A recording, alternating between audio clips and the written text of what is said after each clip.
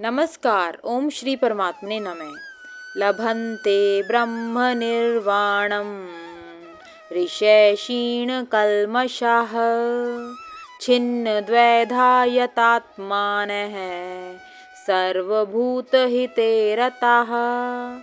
इस श्लोक में भगवान कृष्ण अर्जुन से कहते हैं कि वे पवित्र आत्माएं जिनके समस्त पाप धुल जाते हैं और जिनके समस्त संशय ज्ञान के द्वारा दूर हो जाते हैं और जिनका मन संयमित होता है, वे सभी प्राणियों के कल्याणार्थ समर्पित हो जाते हैं।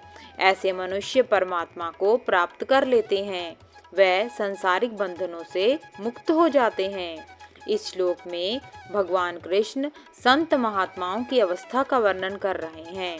ऐसे महान प्राणी सक्रियता से अन्य साधारण मनुष्यों के कल्याण के लिए लगे रहते हैं।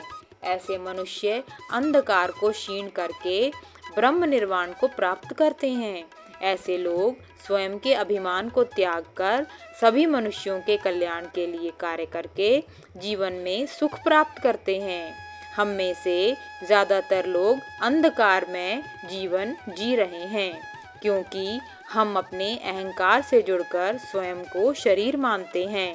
वह बाहरी अनुभवों से प्रभावित होकर जीवन को सीमित कर लेते हैं। हम केवल स्वयं की सामान्य दिनचर्या का पालन करते हैं। वह कभी जीवन में वास्तविक सत्य से जुड़े प्रश्न नहीं करते, जैसे कि हम कौन हैं, हम कहाँ से आए हैं, हमारे जीवन का उद्देश्य क्या है।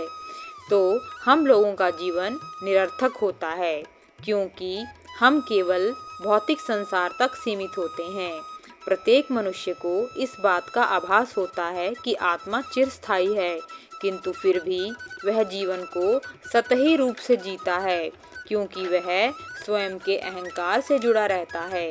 मनुष्य स्वयं के अहंकार की सत्यता को प्रमाणित करने में लगा रहता है।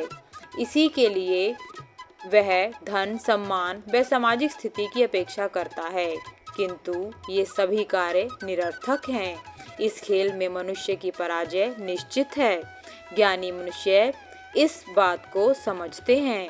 वे स्वयं के अहंकार को दूर रखते हैं। वे ब्रह्म निर्वाण को प्राप्त करते हैं। ओम नमो भगवते वासुदेवाय नमः। धन्यवाद।